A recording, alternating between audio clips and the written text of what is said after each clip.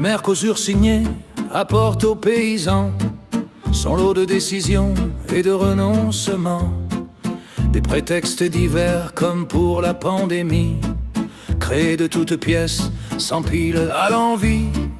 Puis le but fut fixé par l'agro-industrie. Il faut faire disparaître ceux qui nous font de l'ombre. Plus de vaches, de cochons qui sont en trop grand nombre. Ils sont de qualité, mais ils sont bien trop chers. Et les marges trop faibles font mauvaise affaire. Voyons comment trouver un scénario plausible afin de nous permettre de futurs gains paisibles. Mais oui, mais c'est bien sûr, la dermatose est là.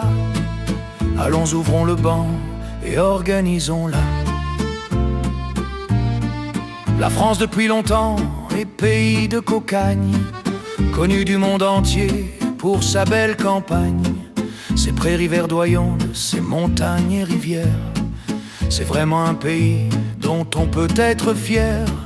Son malheur fut d'entrer dans cette mortelle union, gérée par des mafieux qui n'ont que destruction dans leur esprit malade et leur vie de cloporte, et veulent absolument faire une France morte après avoir sévi dans une pandémie qu'ils créèrent eux-mêmes, puis petit à petit, par une propagande savamment orchestrée, avec leurs complices d'une presse déchaînée, ils ont chaque soir à la télévision inventé des cadavres semant la confusion, instillant une peur dans les esprits naïfs, faisant d'un narratif très approximatif une vraie vérité qui devait s'imposer.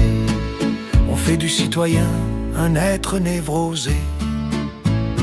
Paysans, mes amis, vous êtes aujourd'hui la cible de ces mafieux, de ces oiseaux de nuit. Ils agissent dans l'ombre en cachant leurs desseins, pensant que vous les ploucs, vous n'êtes guère malins.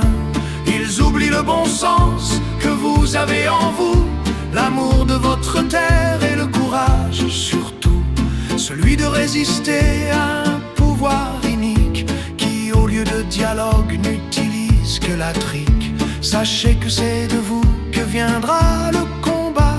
Vous êtes la vraie France, vous êtes notre bras. Et ceux qui pour l'instant ne font que discourir seront prêts à vous suivre plutôt que de périr.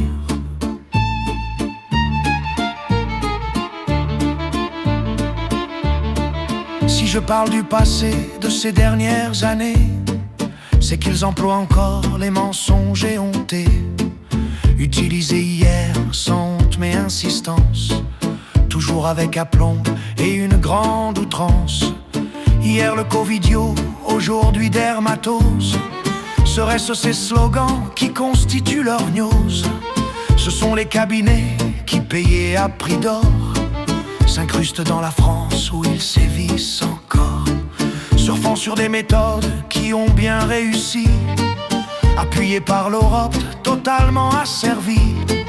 Ils veulent anéantir tout le cheptel français et faire du Mercosur le fournisseur parfait, employant sans vergogne la contrainte brutale contre des paysans dont le cheptel vital a été vacciné dans toutes normes admises, refusant sans recours toute contre-expertise.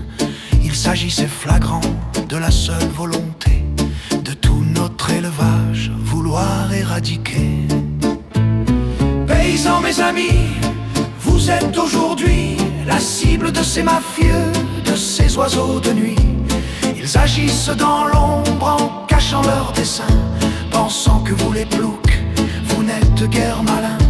Ils oublient le bon sens que vous avez en vous, l'amour de votre terre et le courage surtout, celui de résister à un pouvoir inique qui, au lieu de dialogue, n'utilise que la trique.